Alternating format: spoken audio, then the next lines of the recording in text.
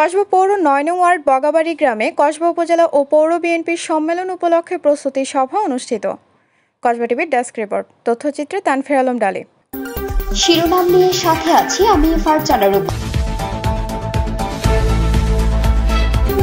Kasba TV, হৃদয়ে বাংলা। আফরোজা হাসির সহযোগিতায় এখন বিস্তারিত। কসবা পৌর ৯ নং ওয়ার্ড বগাবাড়ি গ্রামে কসবা উপজেলা ও পৌর বিএনপির সম্মেলন ২০২৪ উপলক্ষে প্রস্তুতি সভা অনুষ্ঠিত হয়। মঙ্গলবার সন্ধ্যায় বগাবাড়ি দুলাল মিয়ার বাড়ির সামনে মাঠ চত্বরে ৯ নং ওয়ার্ড বিএনপির সাবেক সাধারণ সম্পাদক মোহাম্মদ ফিরোজ মিয়ার সভাপতিত্বে প্রস্তুতি সভাটি অনুষ্ঠিত হয়েছে।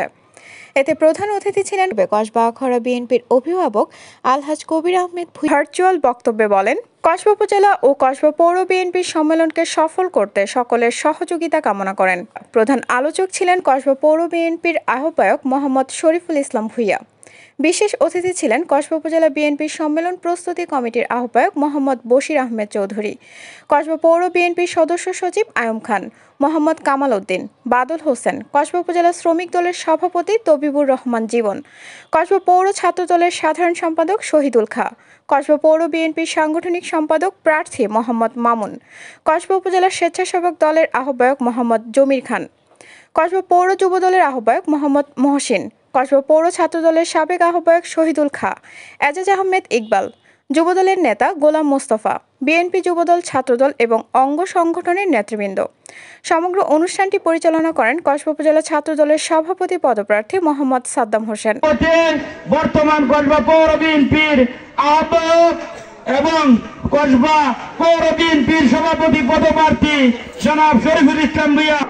এই দেশের মানুষকে আওয়ামী লীগের যে দুঃশাসন, এগুলি আমরা বলতে পারি নাই, কারণ আমাদেরকে আমাদের যে বাক স্বাধীনতা, আমাদের যে সংবাদপত্রের স্বাধীনতা, সবকিছু এই হায়ানা সরকার সবকিছু আমাদেরকে রুদ্ধ করে দিয়েছিল।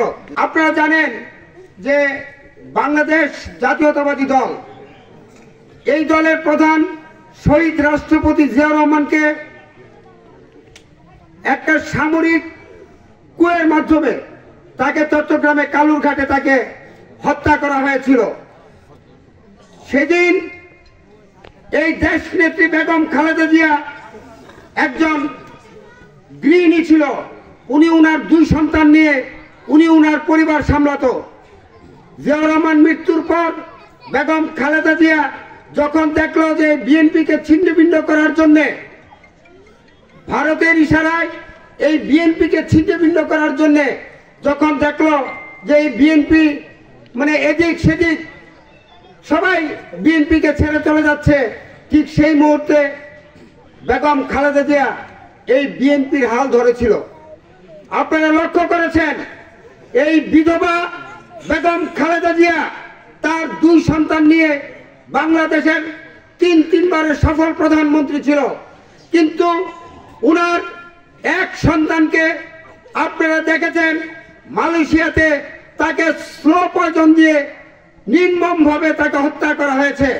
তার বড় সন্তানকে শুধু বিএনপি করার কারণে এবং বিএনপির ভারপ্রাপ্ত চেয়ারম্যান হওয়ার কারণে তার বড় ছেলেকে আপনারা দেখেছেন যে বিভিন্ন মামলায় তাকে অভিযুক্ত করে তাকে আপনার বাংলাদেশ থেকে চলে যেতে বাধ্য হয়েছিল।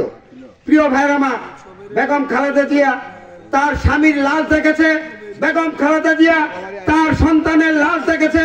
বেগম খালেদা জিয়া এই 70 বছরের একজন বৃদ্ধা, উনি আপনারা দেখেছেন যে একটা মিথ্যা মামলায়, যে মামলা উনাকে অভিযুক্ত করা হয়েছে, নিম্ন আদালতে তার সাজা হয়েছিল 7 বছর, কিন্তু উচ্চ আদালতে আপিল করেছিল। সেই আপিলে এই সরকার ষড়যন্ত্র করে তার সাজা দিয়েছিল 17 বছর। এই নেত্রী দেশ নেত্রী বেগম খালেদা জিয়া এসছে বেশি আর কি একজন মায়ের, একজন মহিলার এসছে বেশি কি দুঃখের হতে পারে। আমরা সেই দলের নেতা কর্মী, প্রিয় ভাইরা আমার, আমরা সেই দলের নেতা কর্মী। আজকে আমাদের মধ্যে আদর্শ, আমরা শহীদ রাষ্ট্রপতি জিয়াউর রহমানের কর্মী, আমরা বেগম খালেদা জিয়ার কর্মী, আমরা আপসী নেত্রী বেগম খালেদা জিয়ার কর্মী, আমরা ভারপ্রাপ্ত চেয়ারম্যান তারেক রহমানের কর্মী। আপনারা জানেন যে আগামী নির্বাচনে আমাদের প্রাণপ্রিয় নেতা আলহাজ কবির আহমেদ ভূঁইয়া সাহেব আজ এই আসন থেকে ব্রাহ্মণবাড়িয়া 4 আসন থেকে উনি নির্বাচন করবেন। আমরা যদি জনগণের সাথে ভালো সম্পর্ক নিয়ে চলতে পারি, আমরা যদি জনগণের কাছে যেতে পারি, আমরা যদি জনগণের দুঃখ দুর্দশা আমরা বুঝতে পারি, জনগণ বিপদ পড়লে আমরা যদি জনগণের পাশে গিয়ে দাঁড়াতে পারি, তাহলে আগামী নির্বাচনে এই দেশের এই ব্রাহ্মণবাড়িয়া 4 কসবা ও আখাউড়া এই আসন থেকে আমরা জনাব আলহাজ কবির আহমেদ ভূঁইয়াকে বিপুল ভোটে নির্বাচিত করতে পারবো। একটা কথা মনে রাখবেন, আগামী 50 বছর এই দেশে আওয়ামী লীগ আর এই দেশের রাষ্ট্রীয় ক্ষমতা আসতে পারবে না। আওয়ামী লীগ অন্য নামে ক্ষমতায় আসতে হবে। যদি আওয়ামী লীগ রাজনীতি করতে চায়, আওয়ামী লীগের নাম দিয়ে এই দেশে রাজনীতি করতে পারবে না। আওয়ামী লীগ হয়তো আনসার লীগ, আর নতুবা ওই যে ইসকন লীগ, আর নতুবা ওই যে অটো রিক্সা লীগ, এইসব লীগ দিয়ে আওয়ামী লীগকে মাঠে আসতে হবে। আওয়ামী লীগ আর আওয়ামী লীগের নাম দিয়ে আগামী 50 বছর এই দেশে মাঠে আসতে পারবে না। যেহেতু আওয়ামী লীগ নাই, এই দেশের সবচেয়ে বড় রাজনৈতিক দল বিএনপি, সেই কারণে বিএনপির নেতা কর্মীদেরকে অনেক সংযম, অনেক সততা এবং অনেক সততার সাথে আপনাদেরকে চলতে হবে। কসবা টিভির সংবাদের সাথে থাকার জন্য ধন্যবাদ জানাচ্ছি। পরবর্তী সংবাদ পেতে আমাদের চ্যানেলটি সাবস্ক্রাইব করে রাখুন।